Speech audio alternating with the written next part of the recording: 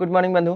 कल वाले वीडियो में हम आप लोग को बता दिए थे कि एंगल के आधार पे कैसे किसी त्रिभुज को समरूप करते हैं। ठीक है, आज हम दो पार्ट और देखेंगे कि भुजा के आधार पर कैसे समरूप करते हैं और दो भुजा और एक कोण के आधार पर कैसे समरूप करते हैं। ये आज का हमारा लास्ट वीडियो होगा। उसके बाद हम लोग क्वेश्चन पे आएंगे। देखिए, मान लीजिए कि आपको एक सवाल इस टाइप का देता है। एक सवाल दे दिया कि यहाँ इस त्रिभुज को देखिए,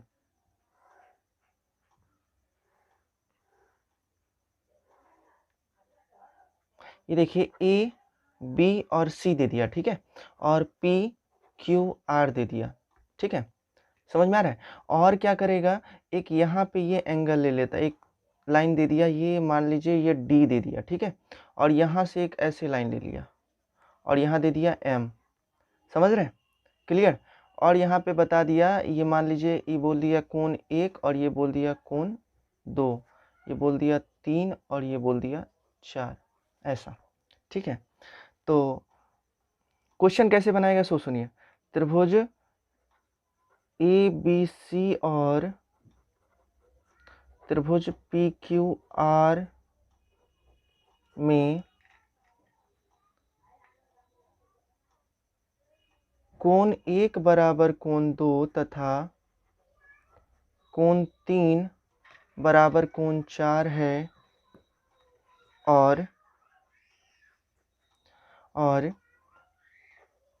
ए बी बटा पी एम बराबर बी सी बटा क्यू आर बराबर ए डी बटा पी आर है।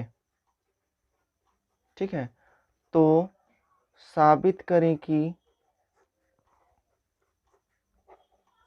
त्रिभुज ए बी सी समरूप होगा त्रिभुज पी क्यू आर।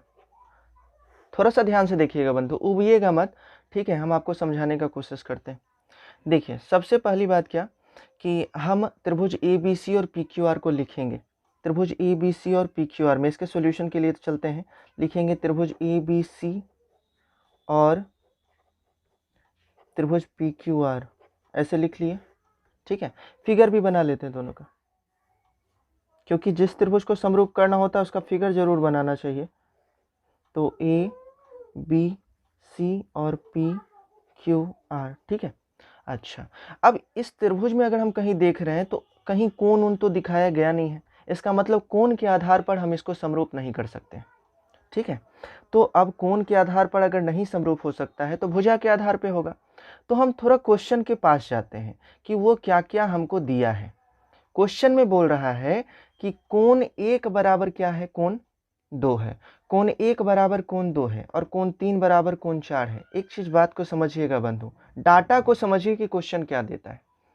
जैसे कोण 1 बराबर यदि कोण 2 दे रहा है तो आप इस बात को समझ जाइए कि बराबर भुजा, जो बराबर अगर कोण हो ना तो उसके सामने का भुजा बराबर देता है। दे ये रहा है, लेकिन इससे आपको फायदा क्या लेना है कि हम जानते हैं त्रिभुज में कि यदि दो कोण आपस में बराबर हो ना तो इसके सामने का भुजा भी आपस में क्या होता है, बराबर होता है। ठीक ना, तो आप इसको थोड़ा सॉल्व करने से पहले यहाँ लिखिए, चूंकि कोण 1 बराबर कोण क्या है, 2 है।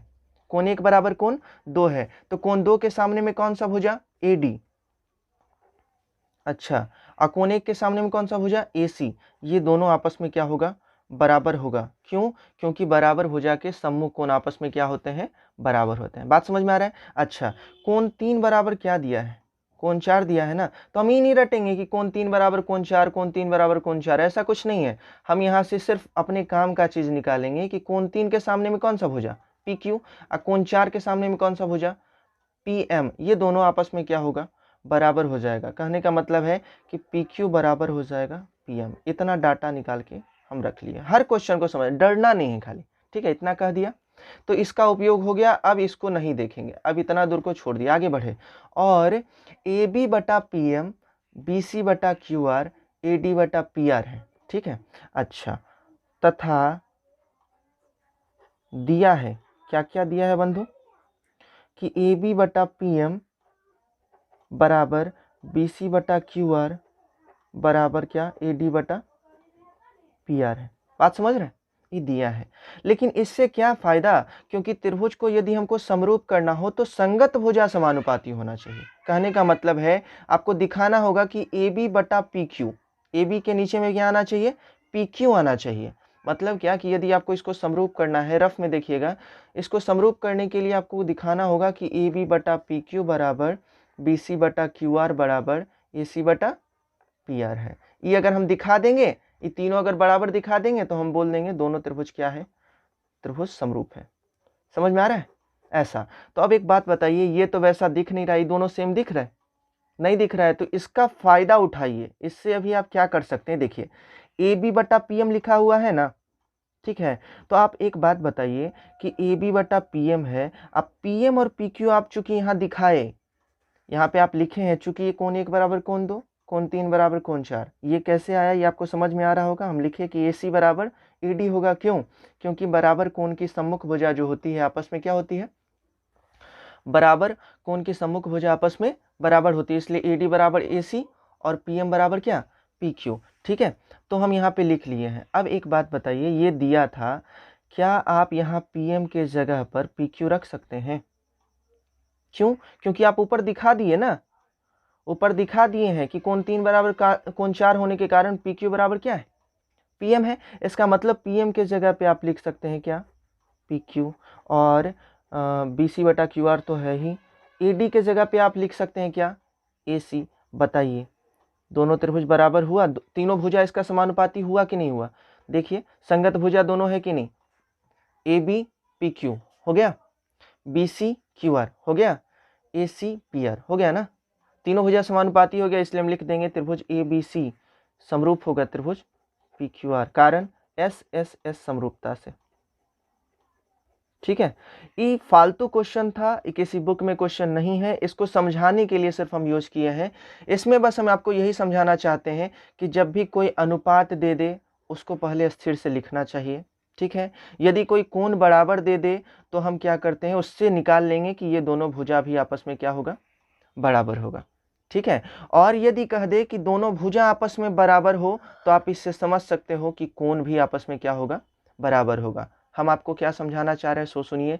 जैसे मान लीजिए कह दे आपको कि ए बी सी है, कोण ये बोल रहा है कि ए बी बराबर इसमें ए सी है, ए बी बराबर ए सी है। ठीक है, ये क्वेश्चन दिया है तो आप इससे निकालिए, अगर ये दिया है तो आप इससे ये निकालिए कि चूंकि ए बी बराबर ए सी है इसलिए ए बी के सामने का कोण ये और ए सी के सामने का कोण ये दोनों कोण आपस में क्या होगा, बराबर होगा। कोण बी बराबर क्या, कोण सी। बात समझ में आ रहा है, कोई दिक्कत है इसमें, नहीं। तो चलिए ये बात आप समझ गए। तो ध्यान देना है कि जब भी इस टाइप का क्वेश्चन आ जाए तो हम कोशिश करते हैं कि तीनों भुजा समानुपाती हो जाए। इसके लिए जो डाटा दिया रहता है उसका हम लोग क्या करते हैं, उपयोग करते हैं। एक बात क्लियर हो गया। अच्छा चलिए, हम आपको दूसरा बात थोड़ा सा क्लियर करना चाहते हैं। दूसरा बात सुनिए क्या है, दूसरा बात क्या है उसको हम समझाते हैं आपको। जब भी किसी त्रिभुज में ना, जैसे मान लीजिए कि ये है ए बी और सी, ये है पी क्यू आर। तो एक तो हो गया कि कोई दो कोण को बराबर कर दीजिए, जो कि हम कल वाले वीडियो में बताए थे, उससे समरूप हो जाता है।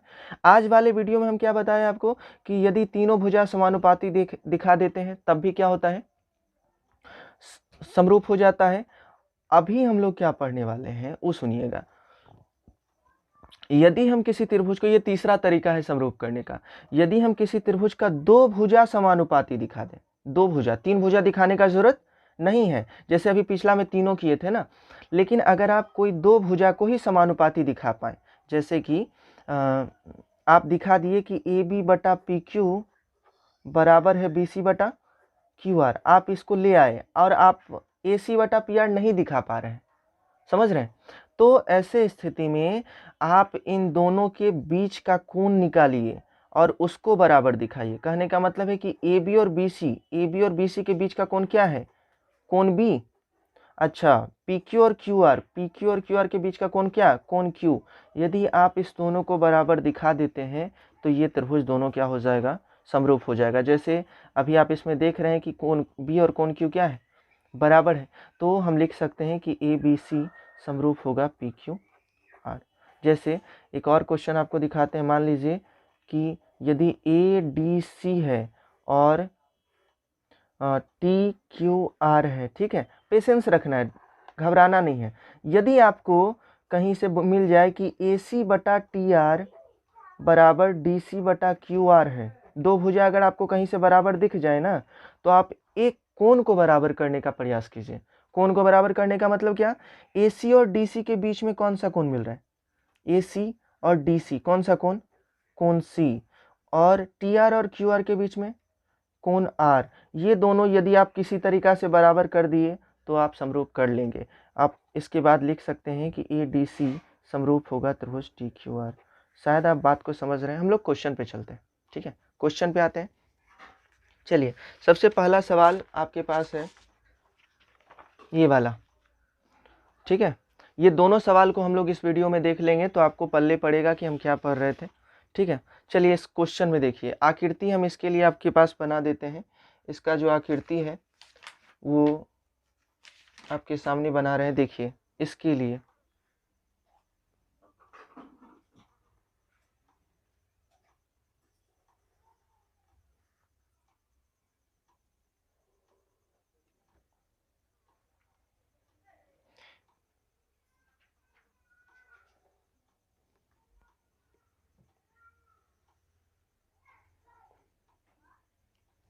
देखिए यहाँ T है, यहाँ P है, यहाँ Q है, यहाँ R है, ठीक है, यहाँ S है। क्लियर। अच्छा, अब हम लोग बनाते हैं इस चीज़ को। देखिए क्या बना रहे हैं। बोला क्या कि कोण एक जो है और कोण दो आपस में क्या है, लिखा हुआ है ना, कोण एक बराबर क्या है, कोण दो है। दो चीज आपको इसमें दिया है, ये और ये, और पूछ रहा है पी क्यू एस आपको समरूप करना है। देखिए, आपको समरूप करना है त्रिभुज पी क्यू एस, किसके समरूप होना चाहिए, टी क्यू आर का। इन दोनों त्रिभुज को आपको क्या करना है, समरूप करना है, ठीक है। चलिए, तो हम एक काम करते हैं, पहले पी क्यू एस को अलग कर लेते हैं। पी क्यू एस अलग कर रहे हैं, आप देख रहे हैं, सीधे सीधे वहां से उठाइए और यहाँ ले आइए।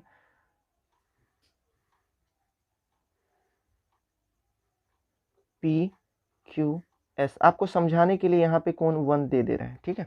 अच्छा, टी क्यू आर ले लीजिए, टी क्यू आर बड़ा वाला दिख रहा है, T Q R,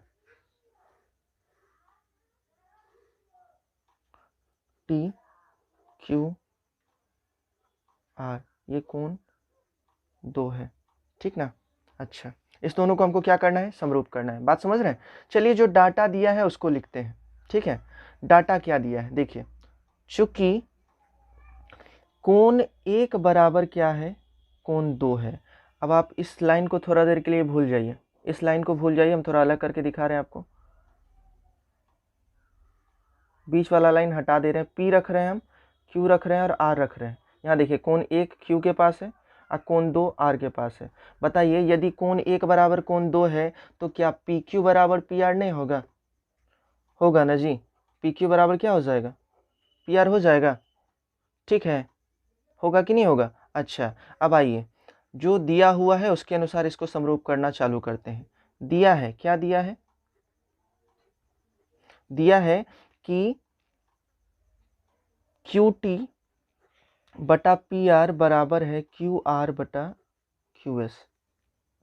Q T देख रहे हैं, क्यू टी कहाँ है, क्यू टी बटा P R, P R, P R तो है ही नहीं बंधु, तो समरूपता में दो भुजा समानुपाती दे रहा है लेकिन मिल तो रहा है नहीं। लेकिन एक बात समझिए कि क्या पी आर जो है पी क्यू के बराबर नहीं है, तो चूंकि हमको क्यू टी बटा पी क्यू लाना है तब ना समरूप होगा। तो क्या हम पी आर के जगह पे पी क्यू नहीं रख सकते, यहाँ पे रखते हैं तो क्या हो जाएगा, क्यू टी बटा पी क्यू बराबर क्यू आर बटा क्यू एस। देखिए तो क्यू टी बटा पी क्यू संगत भुजा समानुपाती दिखा रहे हैं ना आप, और क्या क्यू आर बटा क्यू एस है कि नहीं है। दो संगत भुजा समानुपाती दिखा दिए ना। हम बोले थे कि जब भी किसी दो त्रिभुज में दो संगत भुजा समानुपाती हो जाए तो उसके बीच का कोण बराबर होना चाहिए, ठीक है। तो आप बताइए कि यहाँ पे कि क्या है, कौन कौन, क्यू टी ये, ठीक है, और क्यू एस, क्यू टी ये है, कहाँ गया सर, क्यू टी बटा पी क्यू ये, अच्छा क्यू आर क्यू एस है ना। अब बताइए दो भुजा समानुपाती हो गया तो इस दोनों के बीच का कोण कौन सा, कोण क्यू, यहाँ भी कोण क्यू, दोनों जगह पे एक ही कोण होने के कारण हम लिख सकते हैं कोण क्यू बराबर कोण क्यू। बताइए दो भुजा समानुपाती एक कोण बराबर हुआ, इसलिए हम लिख सकते हैं कि पी क्यू एस समरूप हो जाएगा टी क्यू आर, कारण एस ए एस समरूपता से। शायद आप बात को समझ गए बंधु, अगर नहीं समझें एक बार फिर से वीडियो को देखिएगा, क्योंकि ज़्यादा लंबा वीडियो जाने से आप बोर हो जाओगे, ठीक है। एक और क्वेश्चन देखते हैं हम लोग, क्वेश्चन नंबर, ये सवाल था हमारा, ये एनसीईआरटी का सवाल है, एग्जाम में पूछा भी जा सकता है, इसीलिए ध्यान से आपको दिखाए। फिगर ये था, इसमें बता रहा था कोण 1 बराबर कोण 2 है, तो हम इसका उपयोग किए कि बराबर भुजा के सामने का, अगर कोई कोण बराबर हो तो उसके सामने का भुजा भी आपस में क्या होता है, बराबर होता है। अब जिस त्रिभुज को हमको समरूप करना था उसको हम यहाँ उतार लिए, ठीक है। उतारने के बाद जो दिया है उसको लिखे, लेकिन हमको अगर भुजा दे रहा है तो एक बात समझ जाना है कि भुजा के आधार पे ही समरूप हो गई, तो दो भुजा समानुपाती दिया वो काम का नहीं था, हम यहाँ पे पी आर के जगह पे पी क्यू जब रखे तब ये काम का हो गया, क्योंकि तब संगत भुजा समानुपाती हुआ। जब भी दो संगत भुजा समानुपाती हो तो उसी के बीच का कोण बराबर होना चाहिए। कहने का मतलब है कि यदि हम ऐसा लिखते अभी कि पी एस बटा टी आर बराबर क्यू एस बटा क्यू आर है, तो देखिए कौन कौन लिए हैं, पी एस लिए हैं ये, और कौन लिए हैं, पी एस लिए हैं, और कौन लिए हैं, क्यू एस ये, तो ये कोण, ठीक है। और टी आर और क्यू आर लिए हैं, टी आर और क्यू आर, तो ये कोण मतलब कोण आर, ये दोनों आपस में क्या होना चाहिए, एस और आर आपस में क्या होना चाहिए, बराबर होना चाहिए, तभी आप त्रिभुज को क्या लिख सकते हैं, समरूप लिख सकते थे। बात समझ में आ रहा है? तो शायद आप इस वीडियो को फिर से अगर एक बार देखें तो आपको पल्ले पड़े कि क्या पढ़े हैं। नेक्स्ट क्वेश्चन की तरफ चलते हैं। हमारा दूसरा सवाल जो है वो ये है, आकृति इसका हम बना दे रहे हैं आपको। आकृति में ए बी बराबर ए सी वाले एक समद्विबाहु त्रिभुज ए बी सी है। देखिए एक त्रिभुज बनाते हैं हम लोग, ए बी सी, ठीक है। ये क्या है, समद्विबाहु त्रिभुज है, जिसमें बता रहा है कि ए बी बराबर कितना है, ए सी है। ए बी के बराबर में कौन है, ए सी है। अच्छा ये बोला है। अब बताइए थोड़ा सा, जब कोण बराबर लिख रहा था तो भुजा बराबर कर रहे थे, अगर भुजा बराबर लिख रहा है तो हम कोण बराबर लिख लेंगे कि नहीं, यहीं से हम लिख लेंगे कि कोण ई दोनों आपस में बराबर है, तो इसके सामने का भुजा कोण बी और इसके सामने का भुजा कोण सी, ये दोनों आपस में क्या होगा, बराबर होगा। क्यों, क्योंकि बराबर भुजा के सामने का कोण आपस में बराबर होता है। ये सब बेसिक जानकारी है बंधु, इस सब जानकारी को रखना आपको बहुत जरूरी है। चलिए सवाल पे आते हैं। अब क्या बोल रहा है कि ए बी सी की बढ़ाई गई भुजा सी बी बोल रहा है, तो सी से बी की तरफ चलेंगे। सी बी पर ई एक विस्थित बिंदु है, इसको थोड़ा बढ़ा देते हैं, सी बी को बढ़ा दिए ना, इस पर एक बिंदु ई स्थित है, ठीक है। फिगर आपको देगा बंधु, परेशान मत होइएगा। यदि ए डी लंब बी सी है, एक लंब है बी सी पर, एक लंब आ रहा है कौन सा, ए डी, और ई एफ लंब कहाँ है, ए सी है, ठीक है। तो सिद्ध करें कि त्रिभुज ए बी डी, आपको यहाँ पे सिद्ध करना है कि त्रिभुज ए बी डी समरूप होगा किसके, त्रिभुज ई सी एफ के, ठीक है। इतना ही डाटा आपको दिया है। अगर आप थोड़ा सा भी त्रिभुज समझ रहे हैं ना बंधु, आसानी से इसको बना सकते हैं। सबसे पहली बात बताइए, जिसको समरूप करना है उसको त्रिभुज को अलग करें कि नहीं करें, करेंगे ना। तो यहाँ पे हम ए बी डी को अलग करते हैं, ए बी डी, हम हर बार वीडियो में कह रहे हैं जहाँ पे 90 डिग्री बनता है उसको बीच में रखा जाता है ना। तो बताइए यहाँ पे अगर हमें यहाँ पे 90 बन रहा है तो एक लाइन सीधा होगा ऐसे करके, यहाँ कौन सा अक्षर आएगा, डी, डी वाला लाइन कहाँ से आ रहा है, ए से, तो डी हो गया, ए हो गया, बचा क्या, बी, इसको यहाँ से मिला लीजिए और यहाँ बी दे दीजिए, हो गया। और लेना है कौन सा त्रिभुज, ई सी एफ। बताइए यहाँ पे कौन सा भुजा बीच में आएगा, कौन सा अक्षर बीच में लिखेंगे, ई लिखेंगे, सी लिखेंगे कि एफ लिखेंगे। आपको अगर समझ में आ रहा है तो आप बता सकते हैं एफ लिखेंगे, ठीक है। तो एफ को बीच में लाए, एफ यहाँ आएगा, क्यों, क्योंकि यहाँ पे 90 बन रहा था। एफ वाला लाइन सी से आ रहा है कि ई से आ रहा है, बताइए, ई से आ रहा है। अच्छा बचा क्या, सी। चलिए समरूप करने आइए। एक कोण तो आप आसानी से बता देंगे, कोण डी बराबर क्या, कोण एफ, कारण 90 डिग्री, है कि नहीं। कोण डी बराबर कोण एफ 90 डिग्री हो गया ना। अच्छा एक कोण और बराबर करना है। देखिए तो कोई अक्षर बात देखने में सेम दिखता है, ए ई नहीं सेम है, ई दोनों तो बराबर हो ही गया है तो इसको छोड़ देते हैं, ई दोनों भी नहीं सेम है। ला अब क्या कीजिएगा, तब आप यहाँ ऊपर जाइए, यहाँ पे बताया था ना कि ए बी बराबर ए सी है, तो आप लिखे भी थे कोण बी बराबर क्या है, कोण सी है, मतलब ये दिया ना जी, ये दिया था तो आप इससे ही निकाले ना। यहाँ पे लिख दीजिए कोण बी बराबर कोण सी, कारण क्योंकि ए बी बराबर क्या था, ए सी, ये सवाल में दिया हुआ था। इसीलिए यदि ए बी और ए सी आपस में बराबर है तो कोण बी और कोण सी भी आपस में क्या होगा, बराबर होगा। दो कोण बराबर हुआ, कौन कौन, कोण डी बराबर कोण एफ और कोण बी बराबर कोण सी बराबर हो गया। लास्ट कौन बचा, कोण ए बराबर कोण ई, कारण शेष कोण। बताइए समरूप कर दिए कि नहीं कर दिए, त्रिभुज ए डी बी समरूप हो गया। अच्छा नामकरण बताइए थोड़ा बंधु, ए डी बी लिख दिए गलती से, तो बताइए ए किसके बराबर, ई के, डी किसके बराबर, एफ के, और बी किसके बराबर, सी के। ये आपस में क्या होगा, समरूप हो जाएगा। बात समझ में आया। नामकरण सही करना चाहिए, नामकरण अगर सही नहीं है तो हमारा सवाल गलत होगा। बात समझ में आ गया है। चलिए बंधु मिलते हैं नेक्स्ट वीडियो में, ठीक है। थोड़ा सा इसी वीडियो को हम आगे बढ़ाना चाहते थे, लेकिन चलिए हटाइए, इस बात को शायद आप समझ गए होंगे। मिलते हैं नेक्स्ट वीडियो में।